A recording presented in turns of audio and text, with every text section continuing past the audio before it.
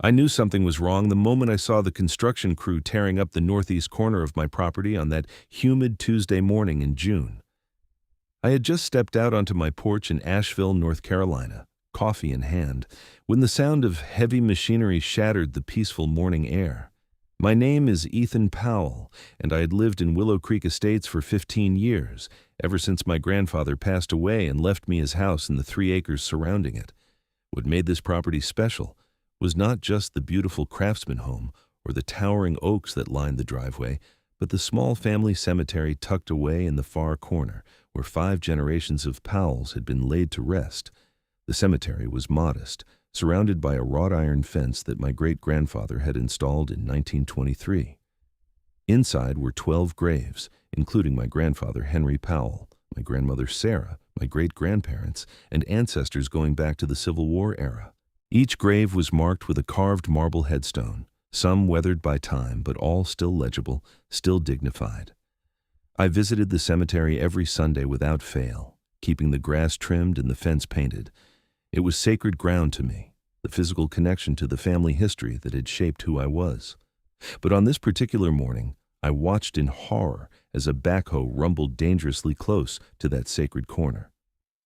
I nearly dropped my coffee as I sprinted across my lawn, still wearing my pajama pants and slippers, shouting at the top of my lungs, "Stop! What are you doing? That's private property!" I yelled, waving my arms frantically.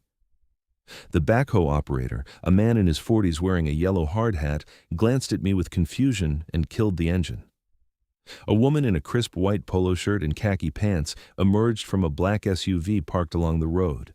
She carried a clipboard and wore sunglasses that probably cost more than my monthly grocery bill.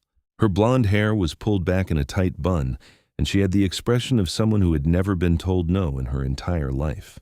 "Mr. Powell, I presume?" she said, her voice dripping with condescension. "I'm Patricia Whitmore, president of the Willow Creek Estates Homeowners Association.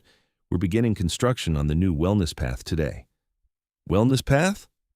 I stared at her in disbelief. "You're on my property. That corner over there," I pointed toward the cemetery, "contains my family's burial ground. You cannot build anything here." Patricia removed her sunglasses and looked at me with the kind of smile people use when explaining things to small children. "Mr. Powell, according to the HOA bylaws, Section 12, Paragraph 4, the association has the right to implement community improvement projects that enhance property values and resident wellness. The wellness path was approved by a majority vote at last month's meeting." "I didn't vote on anything," I said, my heart pounding. "And even if the HOA voted to put in a path, you cannot put it through a cemetery. That's illegal, not to mention immoral."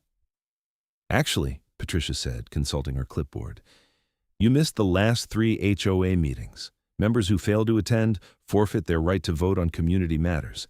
It's all in the bylaws you signed when you moved here." "I didn't move here," I said through gritted teeth. "I inherited this house from my grandfather, and those bylaws do not give you the right to desecrate graves." Patricia's smile tightened. "Mr. Powell, we did a thorough survey of the property line. According to county records, the actual boundary of your property is 10 feet west of where that old fence stands. That means the area where your supposed family cemetery sits is actually on HOA common ground."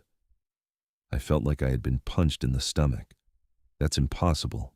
My family has owned this land since 1887. That cemetery has been there for over 100 years. "Property lines can be complicated," Patricia said, her tone suggesting she had won the argument. "The county surveyor confirmed it last week.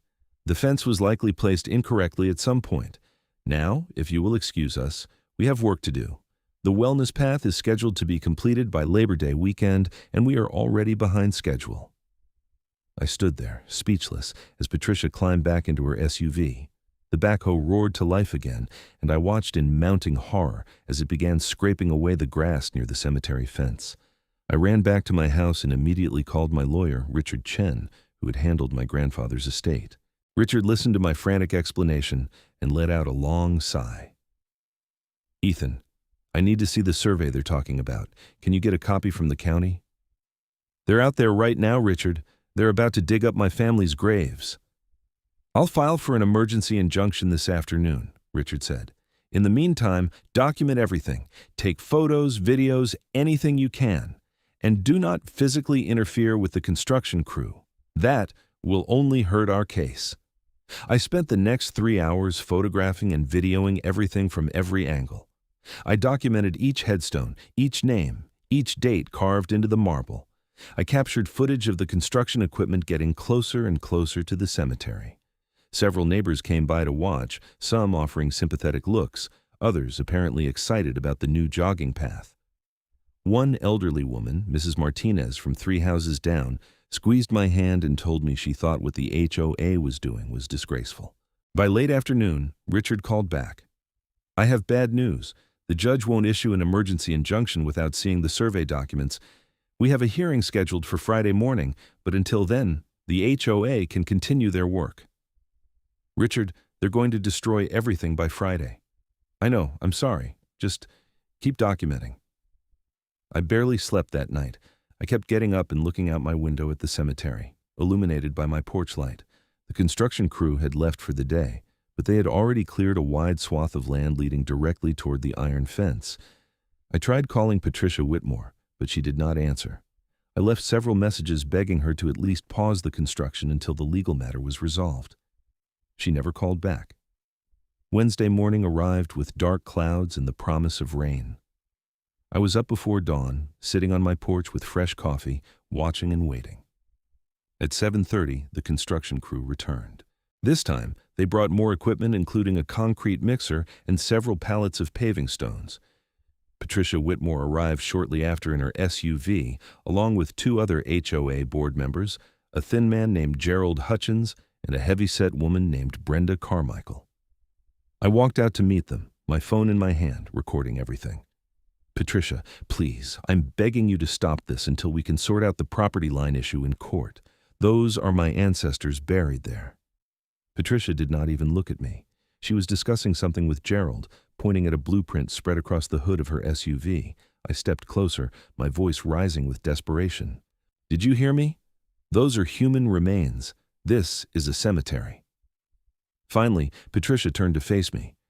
"Mr. Powell, I'm going to say this once, and I suggest you listen carefully. The survey is clear. This land belongs to the HOA. Your family's so-called cemetery is located on common ground, which means it was improperly placed. Now, we have been more than patient with you, but our patience has limits. If you continue to interfere with this project, we will have no choice but to file harassment charges and seek damages for delays." "Harassment charges?" I could not believe what I was hearing. "You're threatening to dig up my family's graves, and I'm the one harassing you?" Brenda Carmichael stepped forward, her face flushed. "Maybe if you actually came to HOA meetings instead of acting like you're too good for this community, you would have had a say in this project. But you chose to isolate yourself, and now you have to live with the consequences of your choices." I wanted to scream at them, to tell them that I had missed meetings because I worked 60-hour weeks as a software developer to keep my grandfather's house, that I had been caring for my dying father in Charlotte for the past 6 months. But I knew it would not matter. These people had made up their minds. The rain started around 10 in the morning, a steady drizzle that turned the construction site into a muddy mess. I thought maybe they would postpone the work, but they pushed forward. I watched from my porch as the backhoe inched closer to the iron fence. The operator looked uncomfortable, glancing back at Patricia several times as if hoping she would tell him to stop. She just stood there under a large golf umbrella, gesturing for him to continue. And then it happened. The backhoe's bucket caught the corner of the iron fence, and with a horrible screeching sound, it tore loose from its concrete moorings. The fence toppled sideways, crashing onto the muddy ground. I ran toward them, slipping in the mud, my voice breaking. "No, no, no, stop, please stop!" But they did not stop. The backhoe continued forward, its treads churning through the sacred ground where my ancestors rested. I saw the first headstone, my great-great-grandfather's marker from 1889, disappear under a pile of dirt and debris. Then another and another. They were literally burying the grave markers, covering them with earth and gravel as they prepared the foundation for their wellness path. I stood there in the rain, crying, as 5 generations of family history vanished before my eyes. One of the construction workers, a young man who could not have been more than 25, walked over to Patricia and said something I could not hear. She shook her head firmly and pointed back toward the worksite. The young man looked at me, his expression pained, but he returned to his job. By the time Richard called that afternoon with an update, it was too late. "The judge moved up our hearing to tomorrow morning at 9, Richard said. I explained the urgency of the situation. "Ethan, are you okay? You sound terrible." "They buried them, Richard. They buried all the headstones. They just covered everything with dirt and gravel. It's gone." Richard swore, which was unusual for him. "Tell me you got video of that." "Every second of it." "Good. Bring it all tomorrow. And Ethan, try to get some rest. We're going to win this." I did not sleep at all that night. I sat at my kitchen table, going through old family photos, letters, and documents. I found my great-grandmother's diary from 1923, where she described the fence installation around the family cemetery. I found property deeds going back to 1887, all clearly showing the cemetery as part of the Powell family land. I found death certificates, burial permits, and cemetery plot maps. I assembled everything into a folder that grew thicker with each passing hour. Thursday morning, I put on my only suit, a charcoal gray one I had worn to my father's funeral 3 months earlier. Richard picked me up at 8, and we drove to the county courthouse in downtown Asheville. I carried my folder of documents, my laptop with the videos, and a prayer that justice would prevail. The courtroom was smaller than I expected, paneled in dark wood with fluorescent lights that hummed overhead. Judge Sarah Martinez, no relation to my sympathetic neighbor, presided from the bench. She was a woman in her early 60s with silver hair and sharp eyes that missed nothing. Patricia Whitmore sat on the opposite side of the courtroom with the HOA's attorney, a slick-looking man named Derek Foster, who wore a suit that probably cost more than my car. Richard presented our case first, methodically laying out the history of my family's ownership of the property, the existence and age of the cemetery, and the cultural and legal protections afforded to burial grounds. He played the videos I had taken, and I watched Judge Martinez's expression harden as she saw the backhoe destroying the iron fence and burying the headstones.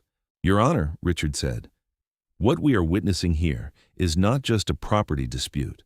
This is the desecration of a historic family cemetery, a violation of North Carolina General Statute 14-149, which makes it a Class 1 misdemeanor to willfully and intentionally desecrate human remains or burial sites. The HOA proceeded with this construction despite being informed that they were destroying a cemetery.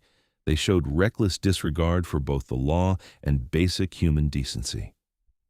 Derek Foster stood up, smoothing his tie. "Your Honor, the HOA has a valid survey showing that the cemetery in question is located on HOA common property, not on Mr. Powell's private land. While we sympathize with Mr. Powell's emotional attachment to this area, the law is clear. Property lines must be respected.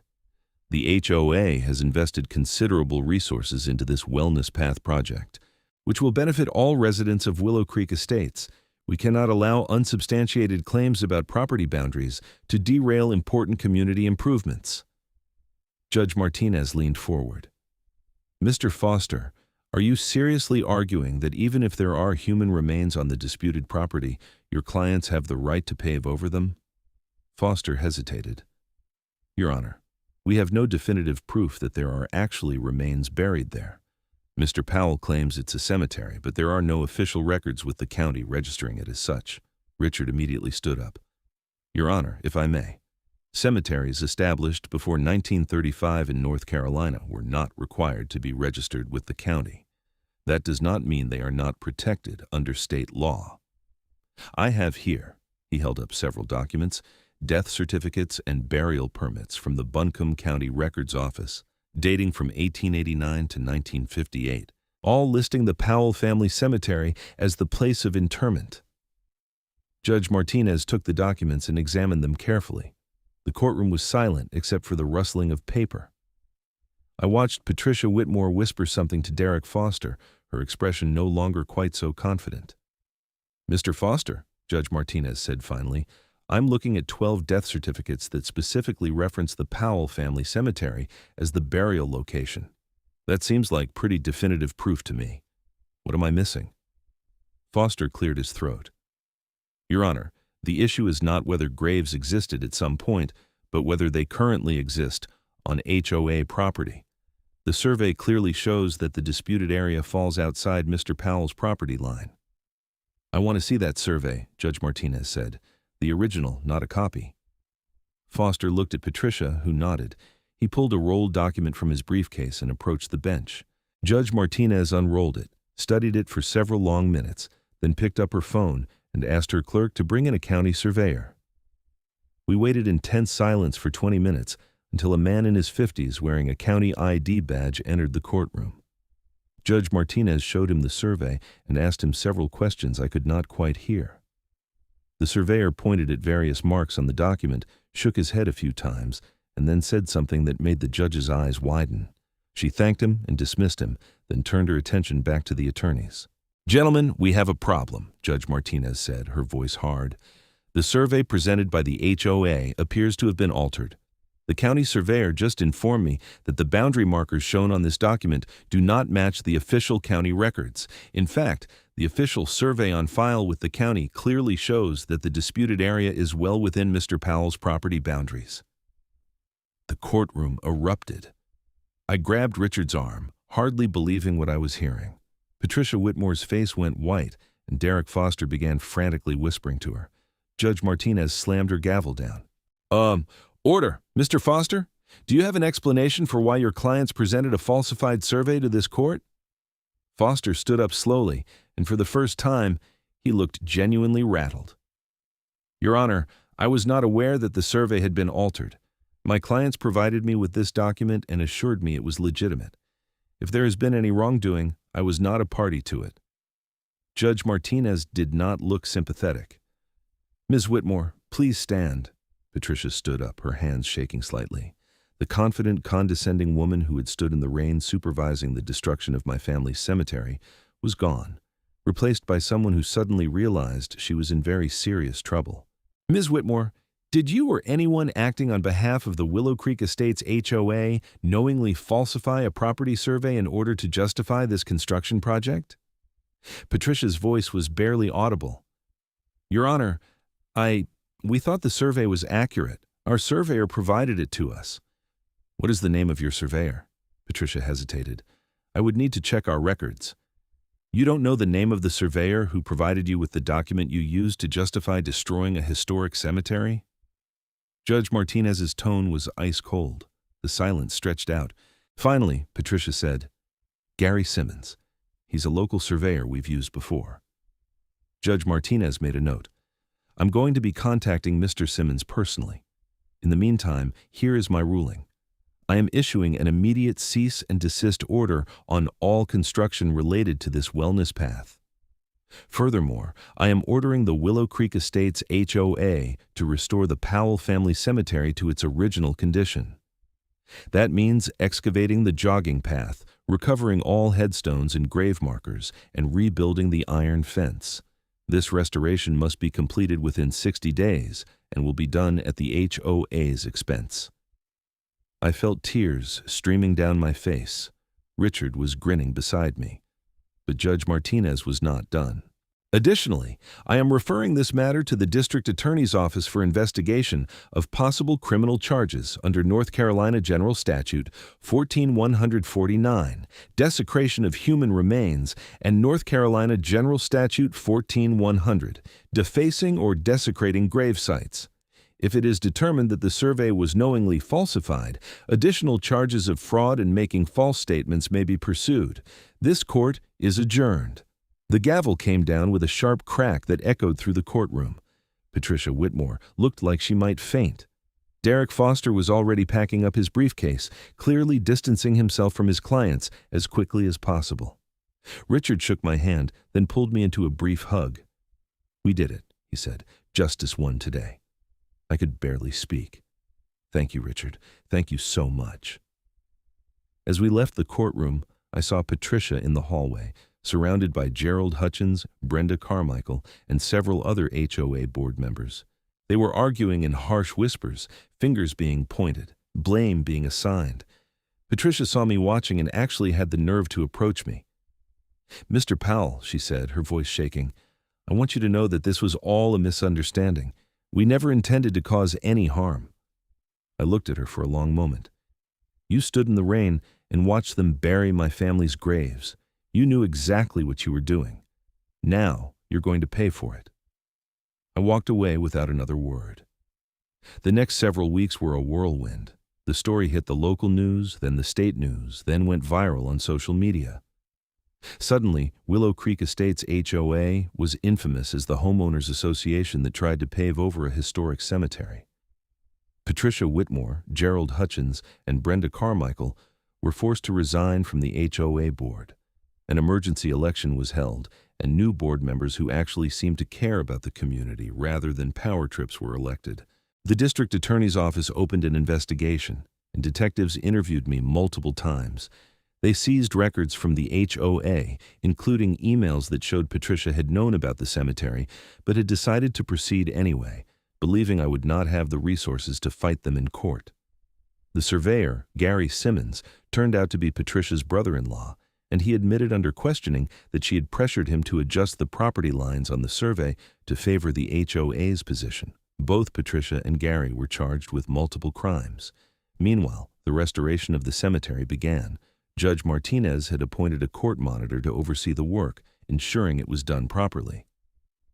The HOA hired a specialized archaeological and restoration firm out of Raleigh that dealt with historic cemeteries. I watched as they carefully excavated the jogging path, working with brushes and hand tools to uncover each buried headstone. It was painful to see the damage. Several of the older marble markers had been cracked by the backhoe. My great-great-grandfather's headstone, the one from 1889, had been broken into 3 pieces. But the restoration team assured me they could repair them using special conservation techniques. They photographed and documented everything, treating the site with the reverence it deserved. The work took nearly 2 months. Every day I came out to watch their progress, bringing them water and snacks, answering questions about family history.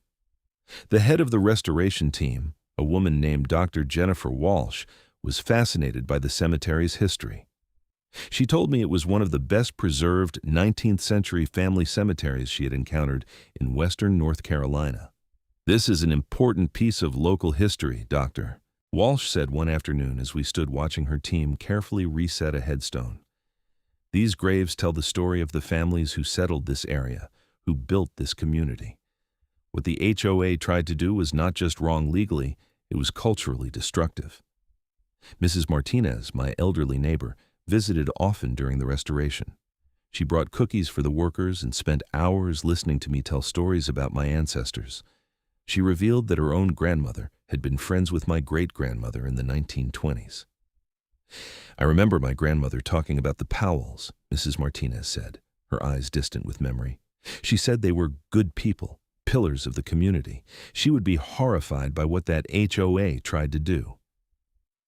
As summer turned to fall, the restoration neared completion. The headstones had been cleaned, repaired, and reset in their original positions. The iron fence had been rebuilt by a metal craftsman who specialized in historic preservation. New landscaping had been installed, and the entire cemetery looked better than it had in years. Judge Martinez herself came by one afternoon to inspect the work and declared it satisfactory. The criminal case against Patricia Whitmore and Gary Simmons moved forward. In early October, I was called to testify before a grand jury. I told them everything, from the first morning when I saw the construction crew to the moment the backhoe buried my ancestors' graves. I showed them the videos, the photos, the documentation. 2 weeks later, both Patricia and Gary were indicted on multiple charges, including desecration of human remains, fraud, and conspiracy. The trial was scheduled for February, but in late December, both defendants accepted plea deals. Patricia pleaded guilty to desecration of human remains and fraud, receiving a sentence of 18 months in prison, followed by 3 years of probation. She was also ordered to pay restitution to me for emotional distress and to the HOA for the restoration costs. Gary Simmons pleaded guilty to fraud and falsifying official documents, receiving a 1-year sentence and losing his surveyor's license permanently. I attended the sentencing hearing. Patricia read a prepared statement apologizing for her actions, but her words felt hollow. Judge Martinez was not impressed. Ms. Whitmore, the judge said, you held a position of trust within your community, and you abused that trust in the worst possible way. You showed callous disregard for both the law and basic human decency. You knew you were destroying a family cemetery, and you proceeded anyway out of arrogance and spite. This court hopes that your time in prison will give you an opportunity to reflect on the pain you caused and to become a better person. The gavel fell, and Patricia was led away in handcuffs. I felt no satisfaction, only a deep weariness. This whole ordeal had taken nearly a year of my life, cost me thousands in legal fees despite winning the case, and caused me more stress and grief than I could have imagined. But in the end, my family's cemetery had been saved and restored, and the people responsible had been held accountable. Spring arrived, and I held a dedication ceremony for the restored cemetery. Richard Chen came, as did Mrs. Martinez and several of my more supportive neighbors. Dr. Walsh and her restoration team attended. Even Judge Martinez stopped by briefly to offer her congratulations. We stood in the sunshine, surrounded by the old oak trees, and I read aloud the names of all 12 ancestors buried there, from my great-great-great-grandfather who had fought in the Civil War to my grandmother Sarah, who had passed away just 8 years earlier. These were real people, I said to the small gathering. They lived, they loved, they built families and communities. They deserve to be remembered with dignity and respect. Thank you to everyone who helped make sure they got that respect. After everyone left, I sat alone by my grandfather's grave.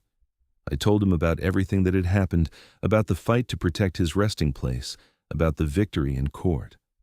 I imagined he was proud of me for standing up to bullies and fighting for what was right. The new HOA board reached out to me in April with a formal apology and an offer to pay all my legal fees. They also proposed placing a historic marker near the cemetery, explaining its significance to the community's history. I agreed to both. The relationship between me and the HOA would never be warm, but at least it was no longer hostile.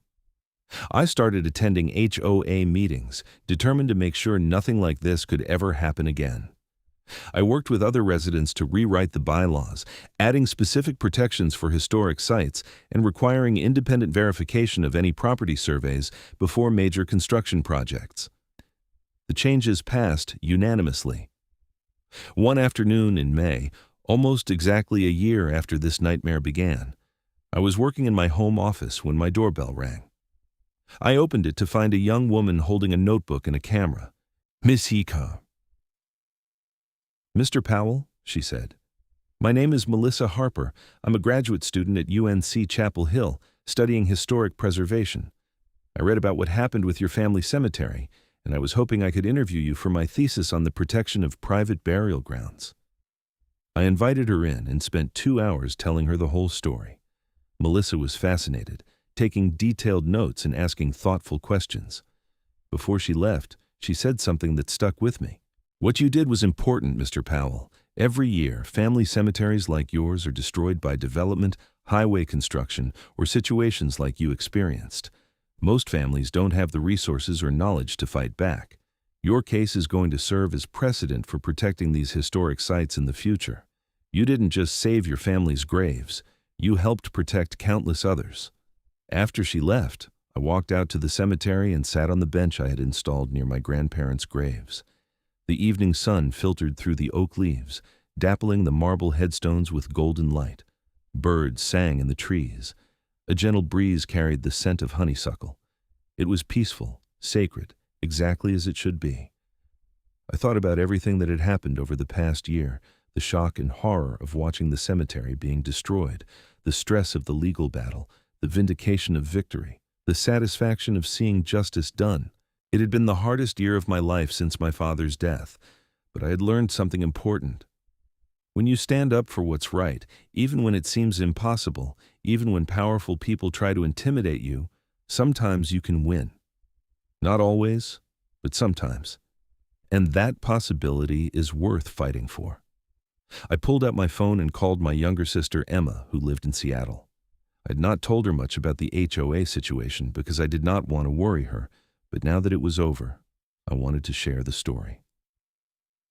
Emma, "You're not going to believe what happened this past year," I said when she answered. As I recounted everything, I heard her gasping, swearing, and eventually crying with relief that it had ended well. "Ethan, I'm so proud of you," she said when I finished. "Grandpa would be too. You protected the family."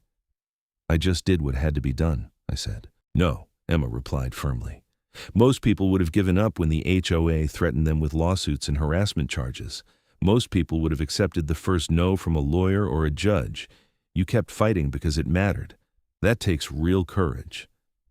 After we hung up, I sat in the gathering darkness, listening to the crickets begin their evening song. Emma was right, though I had not thought about it in those terms. I'd just been so angry, so determined that the HOA would not get away with what they had done. But maybe that was courage, the refusal to accept injustice, the willingness to fight even when the outcome was uncertain. The months that followed brought unexpected developments. The publicity around the case led to changes in North Carolina state law. A legislator from Asheville introduced a bill requiring HOAs to conduct archaeological surveys before any construction project on common land adjacent to properties older than 100 years. The bill passed with bipartisan support and was signed into law in August. It was nicknamed the Powell Cemetery Protection Act, though that was not its official name. I was invited to speak at a preservation conference in Raleigh about my experience. Standing before 200 historians, archaeologists, and preservation professionals, I told my story one more time. The response was overwhelming. People came up to me afterward, sharing their own stories of threatened cemeteries and historic sites, thanking me for fighting back and winning. One elderly man with tears in his eyes told me his family's cemetery in eastern North Carolina had been plowed under for a shopping mall in the 1970s, and there had been nothing he could do about it. "You got justice for all of us," he said. The case also had a chilling effect on HOA overreach, at least in North Carolina. Several attorneys told me they were using my case as precedent in disputes between homeowners and associations. One lawyer in Charlotte successfully stopped an HOA from demolishing a historic barn by citing Judge Martinez's ruling and the protections afforded to historic structures. My case had become a shield for other homeowners facing similar battles. Patricia Whitmore served her sentence at a minimum security facility in Raleigh. I occasionally wondered if prison had changed her, if she genuinely understood the magnitude of what she had done. I would never know, and in truth, I did not particularly care. She'd committed crimes, faced justice, and that was enough for me. Gary Simmons, the surveyor, lost everything. His business collapsed, his wife divorced him, and last I heard, he had moved out of state to start over somewhere else. I felt a bit of sympathy for him, actually. Patricia had manipulated him, pressured him into doing something he probably knew was wrong. He was weak rather than malicious. But weakness in service of wrongdoing still carries consequences. The restoration company, meanwhile, won several awards for their work on my family cemetery. Dr. Walsh included it as a case study in a textbook on cemetery preservation. She sent me a signed copy with a note thanking me for trusting her team with such important work. As fall arrived again, marking nearly 18 months since the ordeal began, I found myself finally at peace. The cemetery was beautiful, better preserved than it had been in decades. The HOA was under new management that actually respected the community and its history. The legal battles were over, justice had been served, and life had returned to normal. I could work, sleep, and breathe without the constant weight of stress and anxiety. One crisp October morning, I drove into downtown Asheville for breakfast at a diner I liked. As I was leaving, I literally bumped into Brenda Carmichael, the former HOA board member who had told me I was facing the consequences of my own choices. We both froze, recognizing each other instantly. "Ethan," she said quietly, "I'm glad I ran into you. I've wanted to apologize for a long time, but I didn't have the courage." I waited, saying nothing. "I was wrong," Brenda continued, her eyes red-rimmed as if she'd been crying recently. "Everything I said to you that day was wrong. I let Patricia convince me that you were the problem, that you were standing in the way of progress. But you weren't. You were protecting something precious, and we tried to destroy it. I'm so sorry." I looked at this woman who had been so hostile, so dismissive of my family's legacy, and I saw genuine remorse. Thank you for saying that, Brenda. It means something. I resigned from the board the day after the judge's ruling, she said. I couldn't be part of an organization that had done something so terrible, and I testified against Patricia during the investigation. I gave them all the emails, all the meeting minutes where she talked about pushing forward despite knowing about the cemetery. I wanted to help make it right. I nodded slowly. That took courage. Brenda wiped her eyes. No, what you did took courage. I just finally did the right thing, way too late. But for what it's worth, I'm glad you won. I'm glad the cemetery was restored. And I'm glad there are people like you who won't back down when bullies try to push them around. We shook hands, and she walked away. I stood on the sidewalk for a moment, processing the encounter. Justice came in many forms. Patricia's came through prison. Gary's came through losing his career. And Brenda's came through having to live with the knowledge of what she had enabled and supported. Sometimes guilt was its own punishment, and sometimes redemption meant simply owning up to your mistakes. I drove home thinking about forgiveness, about how we decide who deserves it and who does not. I had not forgiven Patricia, might never forgive her. But Brenda, maybe. She had recognized her wrong, made amends in practical ways by testifying against Patricia, and genuinely seemed remorseful. That was something, at least. The holidays came and went. My sister Emma flew out from Seattle for Christmas, her first visit to Asheville in 3 years. I took her to the cemetery, and we stood together in the December cold, reading the headstones and sharing family stories. Emma placed flowers on Grandpa Henry's grave and Grandma Sarah's grave, then turned to me with fresh tears in her eyes. I can't believe they tried to destroy this, she said. How could anyone be so heartless? Power, I said simply. Patricia got a little bit of power as HOA president, and it corrupted her completely. She started believing the rules didn't apply to her, that she could do whatever she wanted. But they did apply, Emma said fiercely. The rules applied, the law applied, and she got what she deserved. I'm just so grateful you were here to fight for this place. If it had been empty land, if Grandpa hadn't left the house to you, they would have gotten away with it. She was right. If I had not been living here, had not witnessed the destruction firsthand, had not had the resources and determination to fight back, my family's cemetery would be buried under a jogging path right now.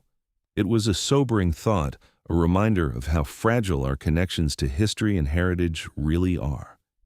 That evening, Emma and I went through old photo albums, finding pictures of family gatherings that took place right here on this property. Grandpa Henry standing by the oak trees in the 1960s, Great-Grandma Ruth tending the cemetery in the 30s, pulling weeds from around the headstones. My father as a child playing in the yard while his parents watched from the porch. Generation after generation connected to this land, to this place. This house, this cemetery, they're not just property, Emma said. They're the physical embodiment of our family story. Every Powell who came before us is part of this place. And now, because of what you did, future Powells will be able to know that story too. I had not thought much about future generations, but Emma was right. Someday, I might have children. Emma might have children. They would know about their ancestors not just from stories and photos, but from visiting this cemetery, reading the names on the headstones, walking the same ground their forebears had walked. That was the real victory. Not just restoring the past, but preserving it for the future. New Year's came, marking 2 full years since my father had passed away, and a year and a half since the HOA disaster began. I made a resolution to be more active in the local historic preservation community, to use my experience to help others protect threatened sites. I joined the board of the Buncombe County Historical Society and volunteered to speak at schools about the importance of preserving family cemeteries and local history. In February, I gave a presentation at Asheville High School to a group of history students. I showed them photos of my family cemetery before, during, and after the destruction and restoration. I told them about the legal battle, about standing up to powerful people, about refusing to let injustice go unchallenged. The students asked thoughtful questions, and several told me afterward that my story had inspired them to research their own family histories. One student, a quiet girl named Sophie, approached me after everyone else had left. "Mr. Powell, my family has a small cemetery on our farm. It's really old and some of the headstones are falling apart. After hearing your story, I want to do something to preserve it. Do you have any advice?" I gave her Dr.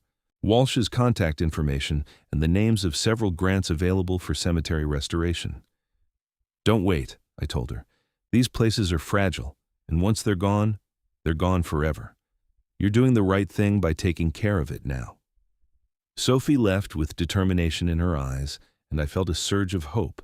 Maybe the next generation would do better than mine had at protecting these irreplaceable pieces of history. Maybe my story would inspire others to fight for what mattered. Spring returned to Asheville, my third spring in this house since the HOA incident. The dogwoods bloomed white and pink, and the cemetery was carpeted with wild violets.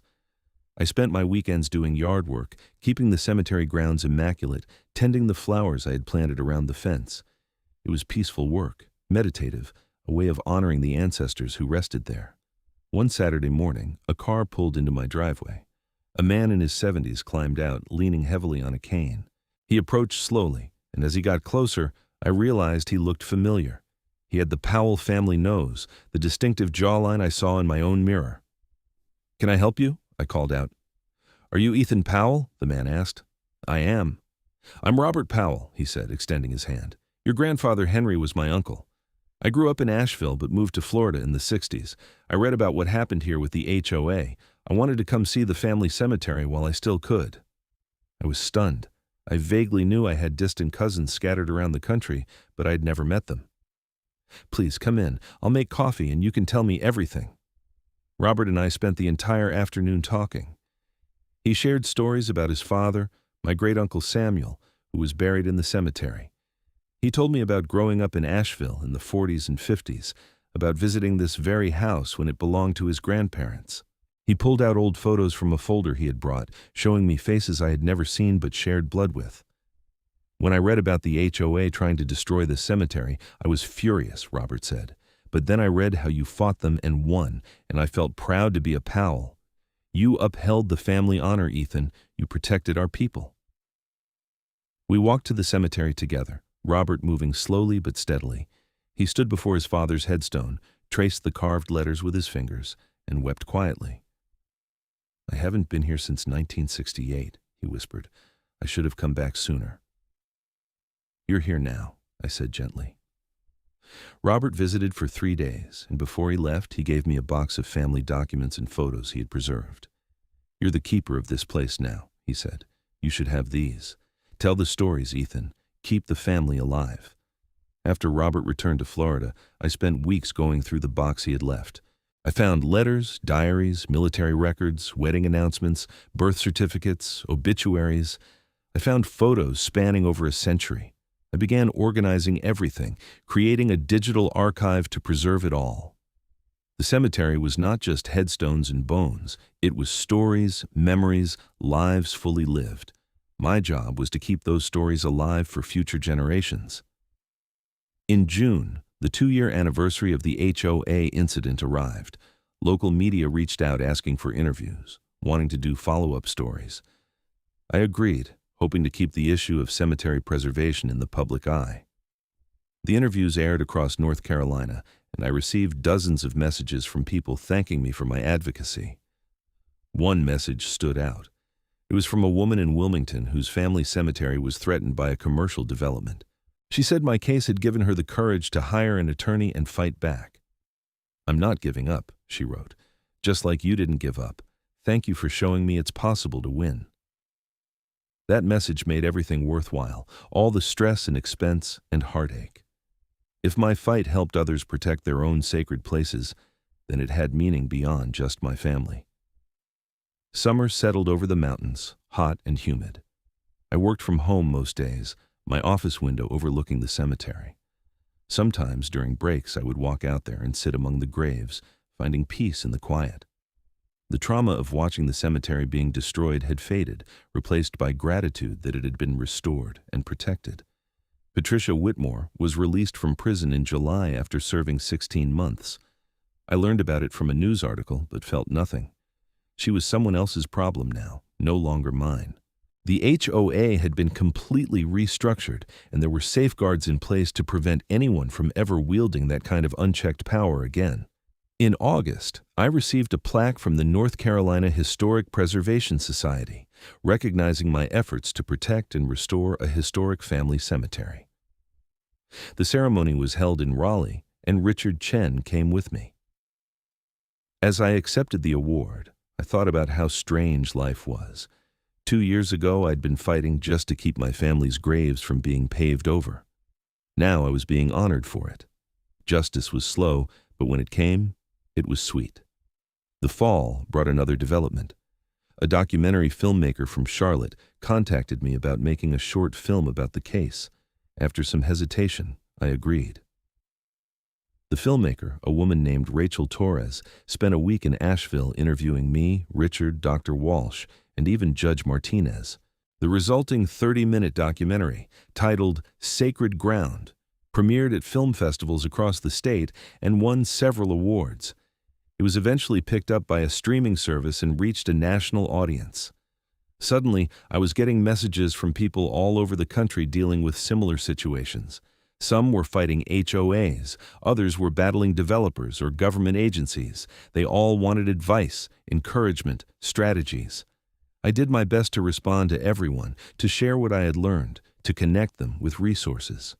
My personal fight had become something larger, a symbol of resistance against those who prioritize development over heritage, profit over respect for the dead. Winter arrived again, and with it came the 3-year anniversary of my father's death. I visited his grave in Charlotte, then returned home to Asheville and spent time at the family cemetery. I told him about everything that had happened, about the battle with the HOA, about the cemetery being restored, about the documentary and the Preservation Award. I like to think he was proud of me, that he understood why fighting for this place had mattered so much. As I sat there in the cold December air, snow beginning to fall softly, I reflected on everything I had learned over the past few years. I'd learned that power unchecked leads to abuse. I'd learned that sometimes you have to fight, even when the odds seem impossible. I'd learned that justice, while slow, can prevail if you are patient and persistent. I'd learned that community matters, that neighbors like Mrs. Martinez who bring cookies and support are worth more than gold.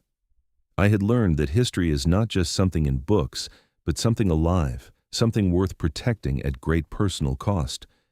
Most importantly, I had learned that ordinary people can win extraordinary victories. I was not rich or powerful or connected. I was just a software developer who inherited his grandfather's house. But when pushed, I pushed back. When threatened, I stood firm. When told I could not win, I fought anyway. And I won. Not because I was special, but because I refused to surrender something precious without a fight. The snow fell harder, covering the cemetery in a blanket of white. The headstones became monuments to persistence, to the idea that some things are worth fighting for no matter the cost. My ancestors rested beneath that snow, their graves protected now by law and precedent, safe from future Patricia Whitmores, who might think themselves above accountability. I stood up, brushed snow from my jacket, and walked back to the house. The lights were warm inside, and I had a new project to work on, a database cataloging historic family cemeteries across North Carolina, helping others find and preserve their own family burial grounds. The fight might be over, but the work continued. As I reached my porch, I turned back one last time to look at the cemetery, barely visible now through the falling snow. I raised my hand in a silent salute to the ancestors who rested there, to the generations of Powells who had built this legacy. I had kept faith with them. I had protected their resting place. I had honored their memory. And in doing so, I had become part of the story myself, another link in the chain stretching back through time. The snow continued to fall as I went inside, closing the door on another day in a life that had been forever changed by standing up for what was right. The cemetery would be there tomorrow, and the day after, and the day after that, for as long as there were Powells willing to protect it. And that, in the end, was victory enough.